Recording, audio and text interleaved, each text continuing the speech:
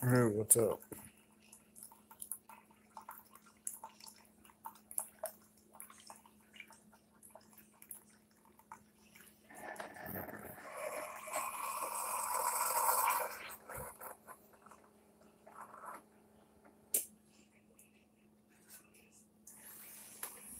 Gorgeous. Oh.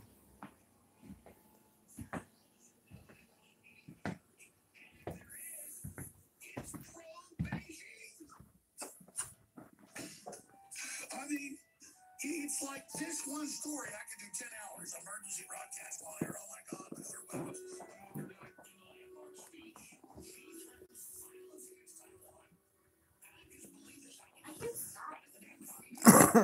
Demands peaceful reunification. So he says we're ready to invade Taiwan. We're ready to blast U.S. forces. We're ready to invade wherever we want. He even said we're going to take islands and physically hold them that in 2,000-year-old times the Chinese never even laid claim to in the Philippines. Oh, I'm sure the Filipinos are all over that. I'm joking. Didn't go too well for the Japanese. So this guy is on his power trip. And let's go through this article. Him at the meetings, the videos, shows TV viewers because he's up there with all of them lined up in their weird black suits and everything. And you read by him, and he says, we've already taken Hong Kong. We're going to take Taiwan. We'll use forces if we need to. Our militaries are based there. If the U.S. tries to block us, he lists these islands that are down in Vietnam and off the coast. We're talking like hundreds of yards off the coast of the Philippines, that we're going to start attacking U.S. ships. So here's the announcement. The dictator who heads up a communist dictatorship that's killed 5 times what Hitler did is threatening to preemptively invade Taiwan and attack the United States. And that's not the top story in the United States.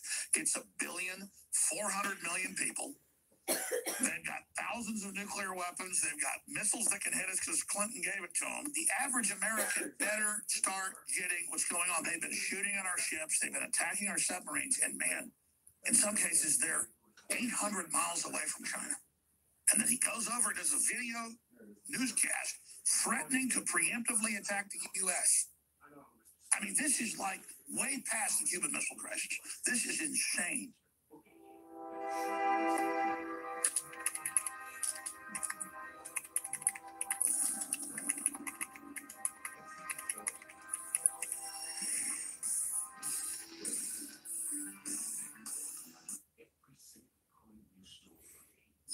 Defeat the globalists. Hashtag Alex Jones. Defeat the pedophiles. Hashtag Alex Jones. Defeat Alexandra Cortez and her mindless idiocy with hashtag Alex Jones. Defeat the censors with hashtag Alex Jones. They've tried to ban us off every platform out there, but we've just gotten stronger because you've taken action with hashtag Alex Jones. I am patient zero in the massive banning, but you can override the censors now. And if all of our audience gets involved with hashtag Alex Jones, we are unstoppable together. We've already changed the world together with our laser focus. Do it again with hashtag Alex Jones on Twitter, on Facebook, on Google, on YouTube, everywhere. Call it C-SPAN. Shout it out loud in public. Hashtag Alex Jones. That's the rallying cry to restore the First Amendment. Creativity and the dynamic human spirit that refuses to submit.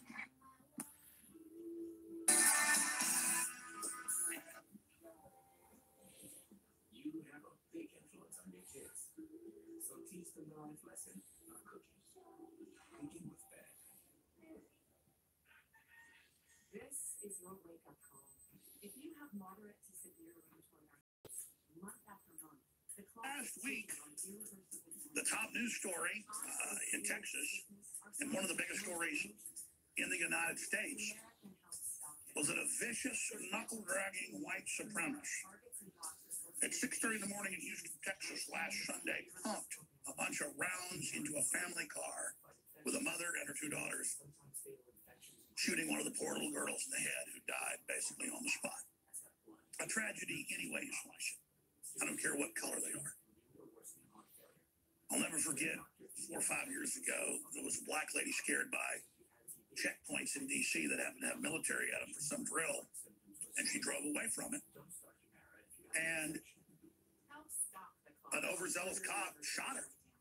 I think it was terrible. When I said that, and she was black, there was this overwhelming outpouring of appreciation from black folks on the email and phone calls. I mean, thousands of emails, hundreds of calls to the comment center, letters coming in saying, "Oh, we know you're good now. Thanks for standing up for her when she was black." And I said, because that was in the middle of the Trayvon Martin stuff and the Justice Department trying to foment a race war. We have the documents.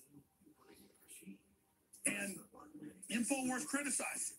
Congress gives standing ovation to the cop that executed the unarmed mother. She had a panic attack. It was wrong. The cop was badly trained. He should get in trouble. And people were like, "Well, she's black. Why do you care?" Oh, I don't care if she's black or white or whoever the hell she is. I don't think like that. Like, that's the Southern Poverty Law Center. That's the Democratic Party. That's Planned Parenthood. That's their mission. Their real mission. Look up the history book. So it's Sunday morning, and I get up again at about 5 in the morning. I go to the computer, and I go to CNN. I check them a lot too to see what the enemy's doing. And it's just all this race baiting. All the Trump supporters are racist. They're all evil. They're all bad. They're going to get you. Every other story. And it says, "New twist in murder of Texas girl, Jasmine Barnes." And you talk about trying to under the radar stuff. It should have been shooters captured, confess. Because the local news said that. And I had to read and read. They wouldn't say the name. It wouldn't say when the arrest happened. It happened over a day before. And so I typed in her name, and it was all national news. New York Times, Washington Post. "Oh, new twist, might have mistaken identity." Nothing about what color the guys are. You know, there's local news, the video, and the tweets, and the mugshots. And I went, "Oh, my goodness. Google's obviously blocking local news. I'm going to go to local TV stations." I typed in ABC Houston. Not even remembering it's ABC 13. Boom, front page, black guy. Boom. Him being led into the jail, him being arraigned at the court, and didn't waste any time. Confessing, saying he had an accomplice. They thought it was in another drug car. That has screwed him over.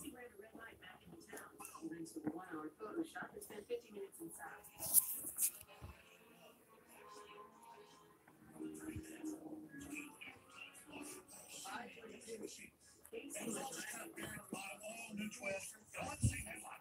Different name for the articles, but it's all the talking points.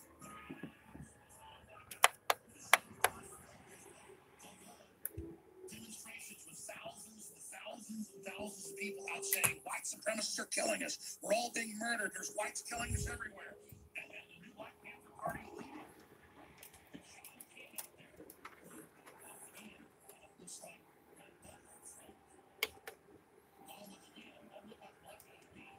Sean King's out there stuffing it all.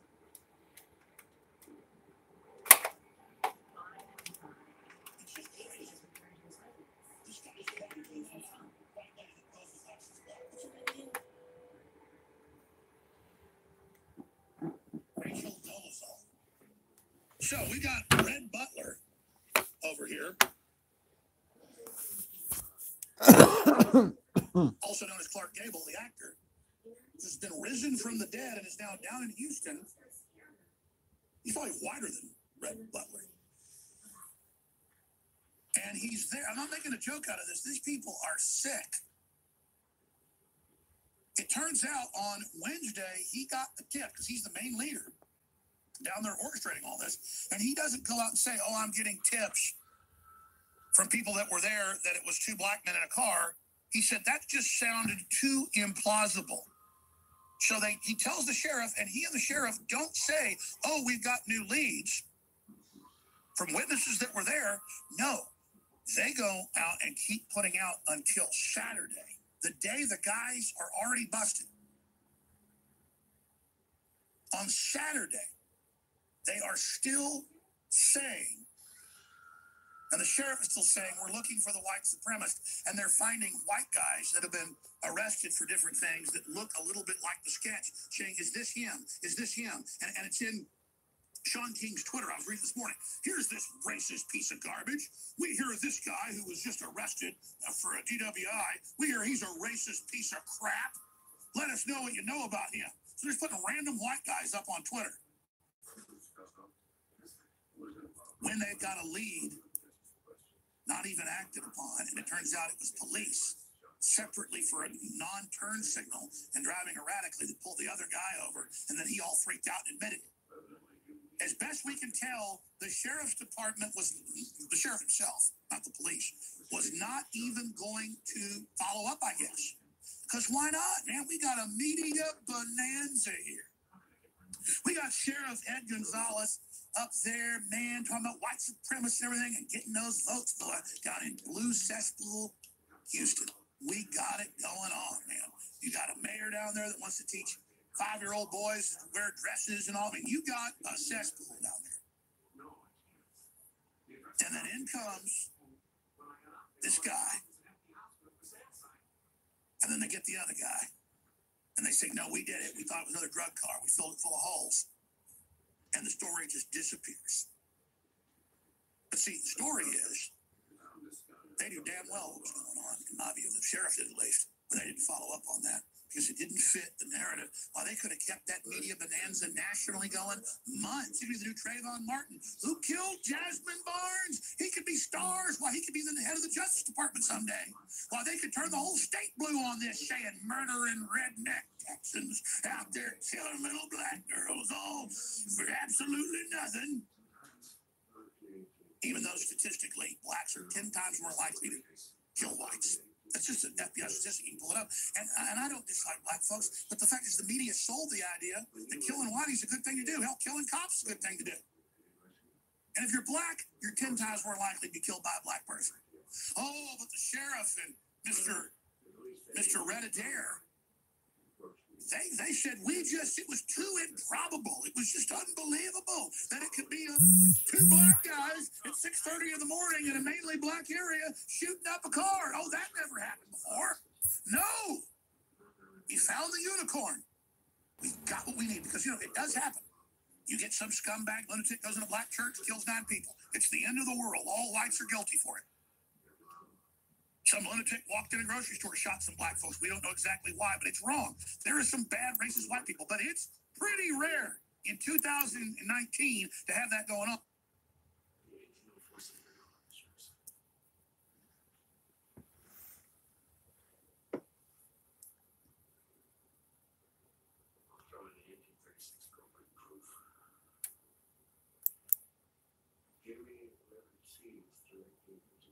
My team and I always had trouble managing our tasks until one of my colleagues found Monday.com. You can see the task owner, what the deadline is, change the status, and it's all in one place. Inside each task,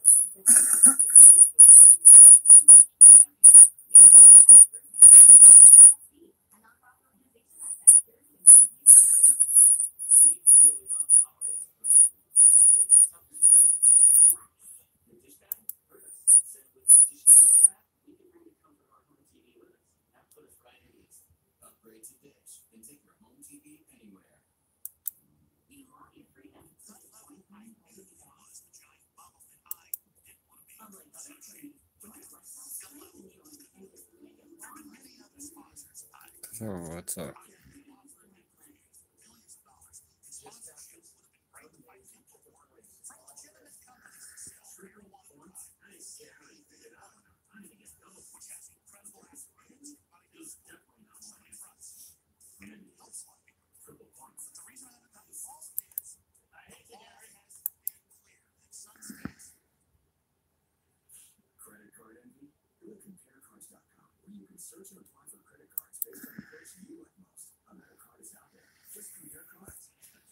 I wanted to highlight the fact that there are some ethical concerns with the new Democrats coming to town, or the old Democrats coming to town and taking on additional power. I talked about the ethics process, which is largely broken in the Senate.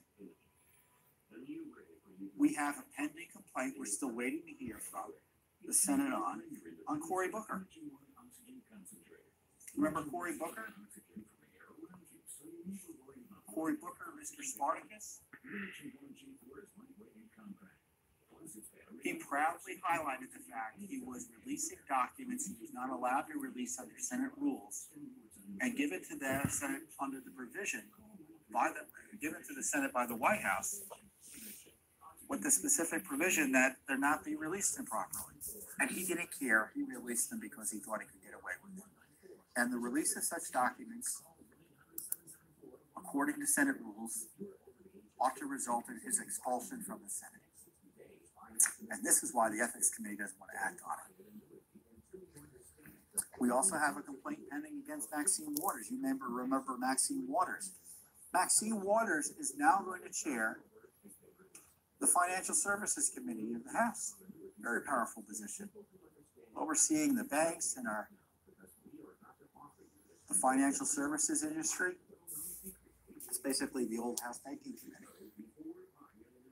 We filed an ethics complaint because she was calling against the Trump cabinet. Specifically, she said, if you see anybody from that cabinet in a restaurant, in a department store, at a gasoline station, you get out, you create a crowd, and you push back on them, and you tell them that they are not welcome anymore anywhere. So this person, we filed an ethics complaint. Obviously, that doesn't reflect credibly on the House. You violate House rules when you threaten and incite violence against other government officials. Of course, Maxine Waters has a troubled ethics history as it is. She helped shepherd funds to a bank called United One that Judicial Watch had pursued with the Ethics Committee that was tied to her husband. Of course, we didn't get the money back, I don't think. So she has already abused her perch as a powerful member of that Financial Services Committee once before. And yet she's being brought in as chairman without a peep from the press. Who's watching these members of Congress? Judicial Watch is. We file ethics complaints. We expose what the government's up to. We exposed how John McCain, for instance, was behind and pushing for IRS abuses. His staff member telling Lois Lerner to engage in financially ruinous audits, Republican or Democrat alike. And of course, we also have a complaint pending against Adam Schiff, who's the incoming chairman of the Intelligence Committee, for illicitly confirming classified material, which he's not allowed to do as an Intelligence Committee chairman. These were conversations that were classified between the Russian ambassador and General Flynn. Remember the conversations Flynn ultimately had to plead guilty to lying about? Which I don't think he lied about, but that's a whole other segment. And Schiff, unlawfully, it looks like, and in contrary to House rules, said those, confirmed those conversations. Now, the left went after Nunes, Devin Nunes, the former chairman. Now I think he's ranking member, the heroic member of the House who exposed a lot of that corruption by falsely accusing him of this conduct, when in fact it was actually Adam Schiff who unethically and maybe illegally put out publicly classified information. House Ethics Committee hasn't acted on that complaint, even though it's pretty straightforward. And what's with the Maxine Waters complaint? Is inciting violence and encouraging, pushing back members of the cabinet in public spaces when they're trying to get their gas or when they're in a restaurant? And we've seen instances of that actually happening. members of the cabinet and other top officials in the Republican Party in the House and the Senate. Does the Ethics Committee have a problem figuring out whether that comports with House rules or not? Senator Booker said, I'm breaking Senate rules in releasing these documents. The Senate Ethics Committee hasn't acted yet. So we're going to hear a lot of noise about Democrats on the Hill investigating the Trump administration. And I don't believe the Trump administration should be immune from investigation. We have more lawsuits against the Trump administration than anyone in Washington, D.C. or in the country. We're trying to get documents out. There's no one in court more against the Trump administration trying to demand transparency from this administration's agencies. No one. By far, we are the number one filer of Freedom of Information Act lawsuits to figure out what's going on in our government against the Trump administration. So I don't want any lectures from the left or the media about, oh, we need to investigate the Trump administration. We are investigating the Trump administration. They don't like what we're investigating because it's focused on the deep state, but we're investigating. So when the House Democrats ask questions of the Trump administration, remember they're immune from the same types of questions because of the Freedom of Information Act. And when there are substantial ethical concerns raised, they don't want to pursue it. Because when these ethics committees refuse to act, it's not because there's a substantial issue with the underlying complaint. It's because, as I say, the committees are split half and half. And unless they get at least one member of the opposite party to move forward on a complaint, it's not going to go anywhere. So you got a chore. I would suggest you do the following. You call your House members and your Senate members. You tell them what you think about the law. We still have a crisis on the border, by the way. Your lives are being put at risk because of the inability or unwillingness of the Congress to fund basic security measures like a wall on the border. Let them know what you think about that. Let them know what you think about the fact there's no transparency on the Hill. Let them know what you think about the fact there's no ethics enforcement of any significant note on the Hill.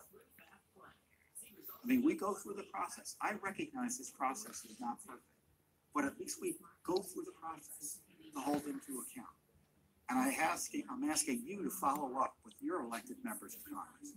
Call them up, 202-224-3121, and let them know what you think about their failure to enforce ethical rules with their own members, their failure to defend you on the wall, and their failure to be transparent and accountable to you, the American people.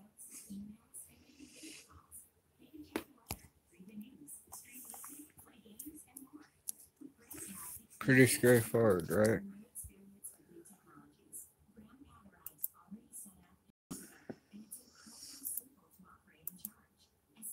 I want to get Very simple.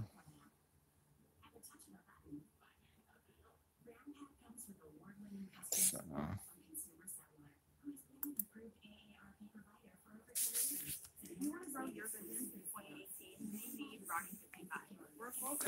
that's the end of my live stream. God bless everyone.